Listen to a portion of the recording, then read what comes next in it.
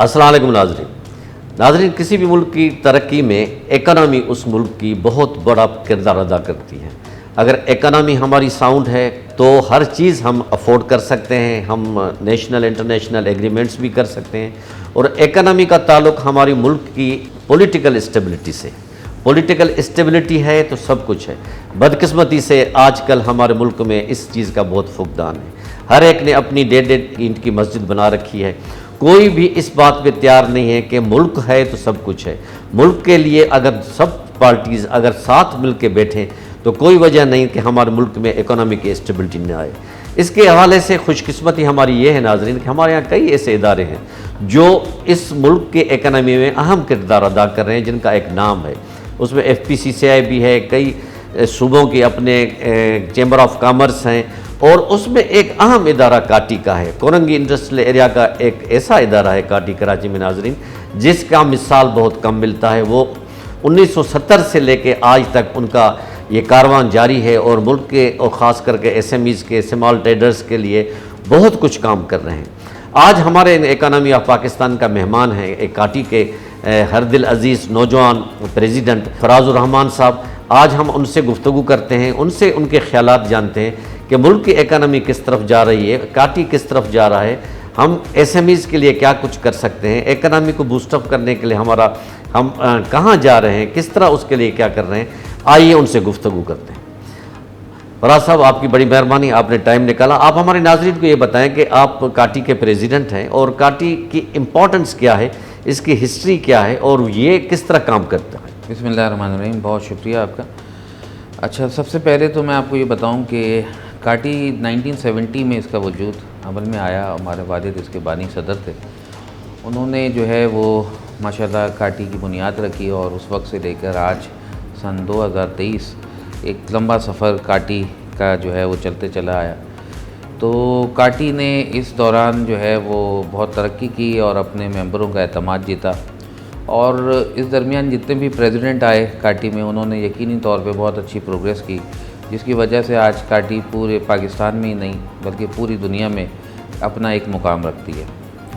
तकरीबन ब्यूरोक्रेसी हो या सियासतदान हो, चाहे फ़ौज हो, हर किसी को काटी की अहमियत का इल्म है। अब सवाल आपका यह है कि जी मेरे मिशन क्या हैं काटी के हवाले से। तो सबसे पहले तो मैं अपने मुनीर भाईजान ऐसे मुनीर साहब का ज़िक्र करना चाहूँगा कि मुनीर भाईजान जो है उन्होंने अपनी ज़िंदगी उसूलों पे गुजारी। उनके उसूल जो है वो बड़े वेल डिफाइंड उसूल थे कि जो कमिटमेंट करो पूरा करो, वक्त की पाबंदी करो, ठीक है ना, झूठ ना बोलो, ठीक है। जब आप इस तरह की चीज़ें अपने अंदर रखते हैं तो डेफिनेटली ऑर्गेनाइजेशन ग्रो होती है। कोई ऑर्गेनाइजेशन, कोई घर, कोई खित्ता, कोई मुल्क ग्रो नहीं हो सकता इन तीन उसूलों के अलावा। और प्लस उन्होंने एक जो गुलदस्ता बनाया, इस गुलदस्ते के अंदर मौजूद हमारे जितने भी प्रेसिडेंट्स हैं वो एक गुलदस्ते की तरह हैं, वो पैटर्न्स हैं हमारे। उन पैटर्न्स की मौजूदगी में मेरी परफॉर्मेंस जो है वो करना आसान हो जाता है। जब मैं आया तो मैंने जो चीज़ें ऑब्ज़र्व की, ये नहीं था कि इनको एड्रेस नहीं किया जा रहा था, मगर आते ही अल्हम्दुलिल्लाह हमें जो अपॉर्चुनिटीज़ मिली उसमें जी सबसे पहले हमने लॉन्च किया अपना एक पुलिस के साथ एक प्रोजेक्ट लॉन्च किया जिसको कहते हैं AVS, अपने एम्प्लॉयज़ वेरिफिकेशन सिस्टम। इसके अंदर जो है EVS सिस्टम कहलाता है ये। और इसके अंदर होता ये है कि आपके घर के अंदर कौन एम्प्लॉय है या आपके दफ्तर में कौन एम्प्लॉय है, उसका बैक हिस्ट्री क्या है, वो कहीं कत्ल करके तो नहीं आया, कहीं वो डकैत तो नहीं है, तो उसकी कोई FIR तो लॉन्च नहीं है, तो आप उसका डेटा चेक कर सकते हैं अपने ही कोड के ज़रिए, अपने पासवर्ड के ज़रिए।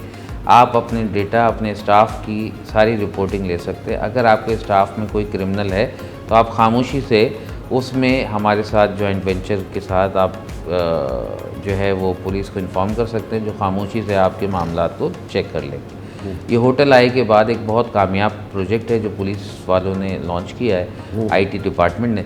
और हम खुशकिस्मती से काटी वो पहला इदारा है जिसने वो लॉन्च किया और मेरी मौजूदगी में वो पहला इदारा है कि जिसने वो लॉन्च किया। तो ये हमारी पहली कामयाबी हो गई। उसके बाद खुशकिस्मती से दूसरी चीज़ ये हुई कि हम वाटर और सैनिटेशन के हवाले से यहाँ पे बड़े मसाइल दरपेश थे।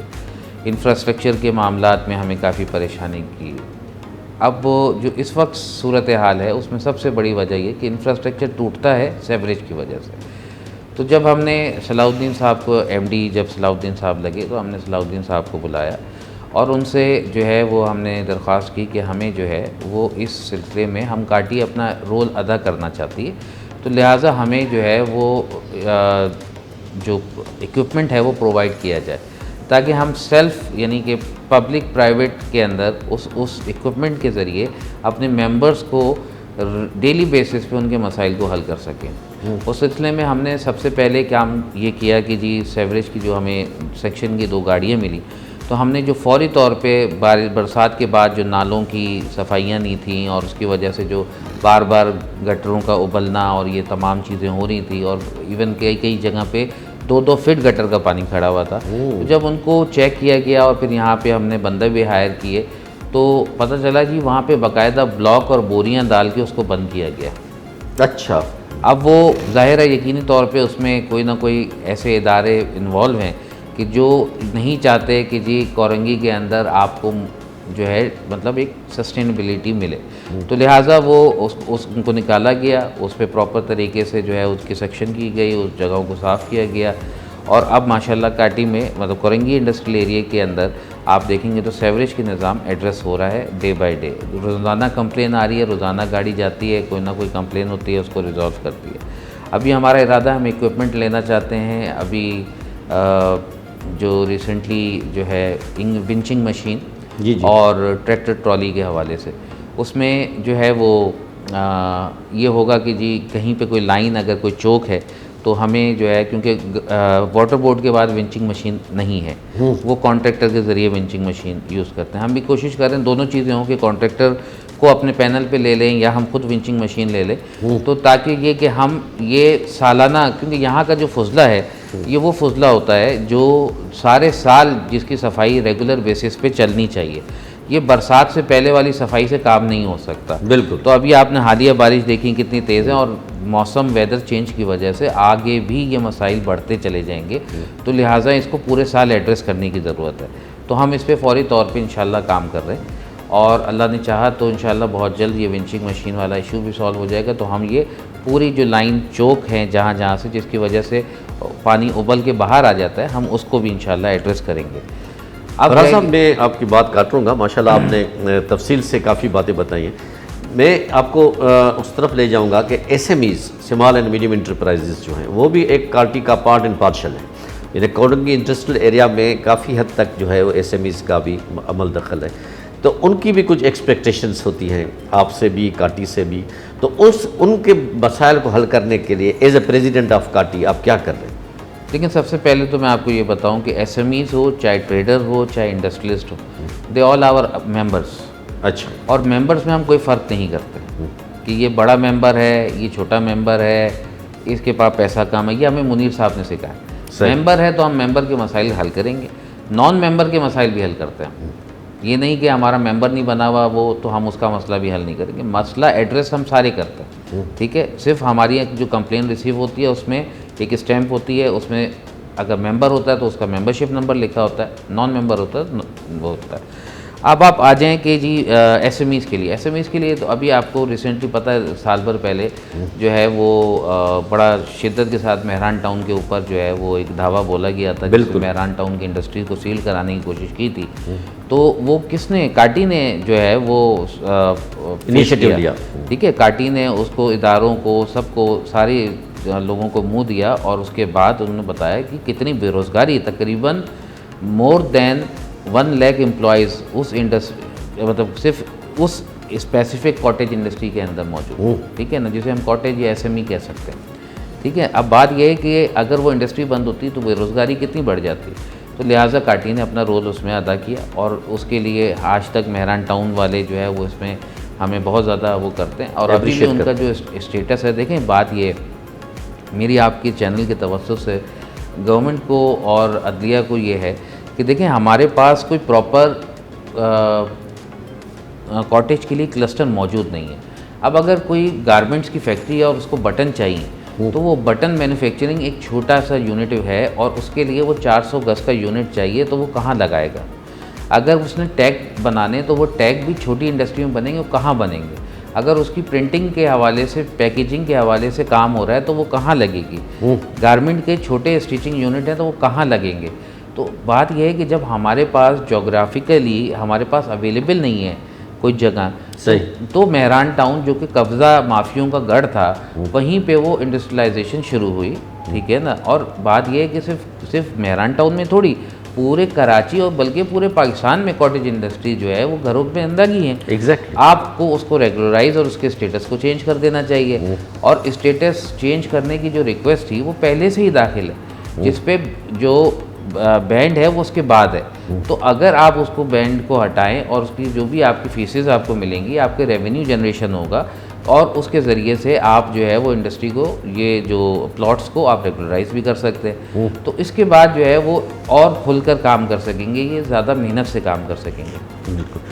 फराज साहब, अब आते हैं हम अपनी इकनॉमी पे। आपको पता है कि ये जो पॉलिटिकल इंस्टेबिलिटी की वजह से इकनॉमी की सूरत हाल जो है वो किसी भी मुल्क में हो, अगर पॉलिटिकल स्टेबिलिटी नहीं है तो इकनॉमी सूरत हाल पूरा डिटोरेशन में चली जाती है। वही हाल हमारे मुल्क का है, क्योंकि कोई ग्रुप्स ऐसे हैं, कुछ लोगों का ख्याल है कि पाकिस्तान डिफ़ॉल्ट कर लेगा, कोई कहते हैं कि नहीं करेगा। हमारी इकनॉमी दिन ब दिन वो होती जा रही है। You are in a very good position of काटी, you are the president of that.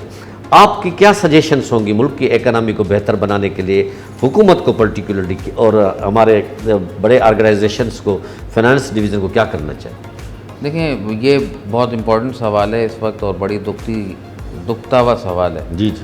बात ये देखें, पाकिस्तान है तो हम हैं, ठीक है। अगर ये सारे लीडरान जिन्हें अल्लाह ताला ने रुतबा और दिया हुआ है और वो एक जगह पे हैं, जब तक ये एक होके एक टेबल पे बैठ के चार्टर्ड ऑफ डेमोक्रेसी के बजाय चार्टर्ड ऑफ इकनॉमी साइन नहीं करते, मशावरत उसके लिए बिज़नेस कम्युनिटी के साथ, फेडरेशन, तमाम टाउन एसोसिएशन और उससे आप प्रपोजल्स मंगाएं। एक से एक बढ़कर आपके पास प्रपोज़ल है। 1000 किलोमीटर की आपके पास कोस्टल बेल्ट है, ठीक है ना। उसके अलावा अल्लाह ताला ने इस मुल्क में ज़ख़ीरा ही ज़ख़ीरा रखा हुआ है। यहाँ हर मौसम है, यहाँ तमाम तर चीज़ें मौजूद हैं जिसके ज़रिए से हम पाकिस्तान को जल्द अज जल्द इस क्राइसिस से बाहर निकाल सकते हैं। इसमें आईटी सेक्टर को फौरी तौर पे प्रोमोट करने की ज़रूरत है। उसमें डाई हार्ड ऑनेस्ट लोगों का होना और उनका मिलकर एक जगह काम करना वो बहुत इम्पॉर्टेंट है। अगर वो मिलकर एक जगह काम करते हैं, और अगर हमारे 1.5 लाख बच्चा, जो मैं एक मोहतात फिगर बता रहा हूँ, वो 1.5 लाख बच्चा अगर $50 भी अर्न करता है तो आपका जो फॉरेन एक्सचेंज है वो डॉलर्स में बढ़ना शुरू हो जाएगा। आप अपने जो बाहर जो आपके मौजूद लोग हैं, जो इस वक्त आउट ऑफ कंट्री मौजूद लोग हैं आपके, उनको आप इंसेंटिव दें, उनको बाकायदा इज़्ज़त दें, ठीक है ना, ताकि वो यहाँ पाकिस्तान जो है वो ना सिर्फ अपना पैसा शिफ्ट करने में सिक्योरिटी फील कर रहे हो, बल्कि वो अपने मामलात यहाँ पे लेके चलें। वरना आज उनकी वो नस्ल तो पाकिस्तान में फिर भी कुछ पैसा भेज रही है, उसके बाद की नस्ल पाकिस्तान में पैसा नहीं भेजेगी। बात ये यहाँ से माइग्रेशन कितनी हुई है, ये फैक्ट्स एंड फिगर्स अभी ट्रिब्यून के अंदर आपने देख ही लिया था कि क्या फिगर्स हैं यहाँ से माइग्रेशन की। हमारा ड्रेन जो है वो ड्रेन हो रहा है, बिल्कुल, ठीक है ना। तो अगर हम इसको फौरी तौर पे नहीं टेकअप करेंगे और अपनी 1.5 इंच की मस्जिद बनाकर और ये सोचेंगे जी हम सीट पे बैठ जाए, तो सबसे पहले पाकिस्तान का सोचें, पाकिस्तान की तरक्की का सोचें। पाकिस्तान को इस सूरत हाल से बाहर निकलना होगा और उसके लिए एक 10 साल 20 साल प्लान देना होगा, बिल्कुल, जो बिज़नेस कम्युनिटी को एतमाद में लेकर देना होगा। देखिए होता क्या है, 3 साल 4 साल के अंदर, पहले 5 साल की पॉलिसी आती थी, मगर अब 5 साल की पॉलिसी नहीं चाहिए। हम जितने पीछे जा चुके हैं, हमें 20 साल की पॉलिसी चाहिए। हमें 20 साल कांस्टेंट पॉलिसी मिले कि जी आपने इस तरह ग्रोथ करना है। और बात ये, हमें हर एक ही सेक्टर में जहाँ से लोन, जहाँ से आपको टैक्स मिलता है, उसी को आप दबाते रहते हैं मज़ीद। अब एक मिसाल देता हूँ मैं आपको। जी। मिफ्ता इस्माइल साहब बात कर रहे थे कि जी हमें सच बोलना चाहिए, हमें ये बात कहनी चाहिए। मिफ्ता इस्माइल साहब को मैंने 12 रिमाइंडर भेजा कि देखें, जब आप ये सबसे पहले तो उन्होंने जो है वो शुरू किया था ना ये कि जी एलसी नहीं खुलेंगी, ये फला नहीं होगा, फला नहीं होगा। मैंने कहा इसका एक इम्पैक्ट नहीं होगा, इसके 3 इम्पैक्ट होंगे। सबसे पहले बेरोज़गारी बढ़ेगी, नंबर 2 इसका दूसरा इम्पैक्ट क्या होगा कि आपका रेवेन्यू लॉस होगा। आपने आज खबर सुन ली, टिकर्स आ रहे कि जी आपके पास तनख्वाहें देने के पैसे नहीं है, बिल्कुल ठीक है, आपके पास जो है वो प्रोटोकॉल कट करना पड़ रहा है, फला चीज़। चलो प्रोटोकॉल तो कट होना ही चाहिए, मैं कहता हूँ आर्जी नहीं परमानेंट कट होना चाहिए, एग्जैक्टली, ठीक है ना। और बात ये कि कोई हम बादशाह सलामतों वाली ज़िंदगियाँ तो नहीं गुजार सकते ना लोन के पैसों पे। तो बात ये कि तीसरा आपका जो है वो फॉरेन एक्सचेंज जो एक कंटिन्यूटी चल रही होती है। देखिए आपका पाकिस्तानियों का बहुत पैसा बाहर गया हुआ है, नो डाउट, वो आएगा कैसे? वो उसी इंडस्ट्री के ज़रिए वापस आएगा, फिर जाएगा, सर्कुलेशन आपने रोक दी है। अब मैंने उनको ये प्रपोजल दिया था कि जी आप अगर लग्जरी आइटम या किसी भी और चैप्टर के ऊपर आप चाहते हैं 84, 85 पे या किसी और चीज़ पे आपने बैंड लगाना है कि जी यहाँ से आपने पेमेंट बाहर नहीं भेजनी, तो आप उसको 2 चीज़ों पे ओपन रखें। एक ये कि जी जो आपका यहाँ से रेवेन्यू है वो बाहर नहीं जाएगा, ठीक है ना। आपने अगर थर्ड पार्टी पेमेंट करानी है तो आप करा लें, ठीक है, और बैंक उसको जो है वो रिलीज़ कर दे। थर्ड पार्टी पेमेंट होती थी पहले भी यहाँ पे, ठीक है। नंबर 2, देखिए जंगी बुनियादों पे कुछ काम करने की ज़रूरत होती है मुल्क को बचाने के लिए, अपने आप को बचाने के लिए। नंबर 2, मैंने कहा कि जैसे गाड़ी के अंदर आप जो है वो ड्यूटी का पैसा बाहर से मंगाते हैं कि जी आपके पास जो है वो गाड़ियों की इंपोर्ट हो और फॉरेन एक्सचेंज भी बाहर से आए, तो वो फॉरेन एक्सचेंज वहाँ से भी बाहर से आता और वो माल की पेमेंट भी थर्ड पार्टी होती। तो जो पाकिस्तानी बाहर पैसा रख के बैठे हैं वो यकीनी तौर पे पाकिस्तान में इन्वॉल्व होना शुरू हो जाते हैं, एग्जैक्टली, ठीक है ना। तो इस तरह क्या होता है कि पाकिस्तान के अंदर जो है इकोनॉमी को एक बूस्ट मिलता। आपको ट्रेड जो है आप बैरियर लगाए ना, तो देखिए समुंदर के आगे दीवार खड़ी नहीं की जाती, दीवार के बजाय आहिस्ता आहिस्ता आहिस्ता दरिया को बहते हुए आहिस्ता आहिस्ता आहिस्ता आहिस्ता डैम बाना जाता है, एग्जैक्टली, ठीक है ना। आपने तो एकदम ही एकदम सामने दीवार खड़ी कर दी तो जाहिर है डेफिनेटली आपको उसके नुकसान फेस करने पड़ेंगे, नो डाउट। आज जो इकोनॉमी की सिचुएशन है वो आपके गलत स्टेप्स की वजह से, और आगे कंटिन्यूशन में जो फाइनेंस मिनिस्टर इसाक डार साहब हैं वो भी इस चीज़ को नहीं समझ रहे हैं कि जी हमें ओपन करना पड़ेगा ट्रेड को। इस वक्त कल मैंने उनसे दरख्वास्त की कि देखें आपके पास डॉलर नहीं है, आप उन लोगों को तो आज़ाद छोड़ें कि जी डॉलर जो है वो अगर मार्केट से परचेज़ करके वो अपने पेमेंट को रिलीज़ कराएं। 5,000 की डॉलर की शिपमेंट है और 5 लाख से ज़्यादा डैमेज और डिटेंशन पड़ चुका है। जो ये डैमेज और डिटेंशन है या 10,000 डॉलर की शिपमेंट है और उससे ज़्यादा डिटेंशन पड़ चुका है, तो ये जो शिपमेंट के ऊपर डिटेंशन डैमेज जा रहा है ये कोई पाकिस्तान का नफ़ा नहीं हो रहा, ये सारा सिंगापुर को जा रहा है या चाइना को जा रहा है। तो भाई आपका ऑर्डर तो वो मानते नहीं है, फॉलो नहीं करते। आपको अपने ट्रेडर का किसी तौर पे ख्याल नहीं है कि जी हमारा ट्रेडर या हमारा इंडस्ट्रियलिस्ट या हमारा जो पाकिस्तान के रहने वाले हैं पाकिस्तान का कोई नुकसान ना हो। आपने कमरे तोड़ दिए, पहले कोविड की वजह से हालात तबाहकारी हो, फिर उसके बाद आपकी ये सैलाब आया, ठीक है। अब ये जो इकोनॉमिक क्राइसिस और पहले ये धरना और ये सारी चीज़ों के, अब धरना ख़त्म होगा तो फलां चीज़ हो जाएगी, अब धरना ये हो जाएगा तो फिर एक दूसरे पे क्रिटिसिज्म, इदारों पे तसादुम, ये सारी चीज़ें मुल्क को इस तरफ लेके जा रही हैं। बात यह है कि इनफ इज़ इनफ। अब 75 साल के हम हो गए हैं, अब भी अगर हम होश के नाखून नहीं लेंगे और पाकिस्तान को देखिए, इनकी सियासत चलेगी जब पाकिस्तान चलेगा, नो डाउट, ठीक है। और बैरोक्रेट की बैरोक्रेसी भी उसी वक्त चलनी है और उसके अलावा बिजनेसमैन का बिजनेस भी उसी वक्त चलना है। तो मेरा ख्याल ये है कि भाई इन सबको एक पेज पे आना चाहिए और एक पेज पे आकर अपने पाकिस्तान की हिफाजत फरमाएं और आगे से आगे बढ़कर पाकिस्तान में हिस्सा लें।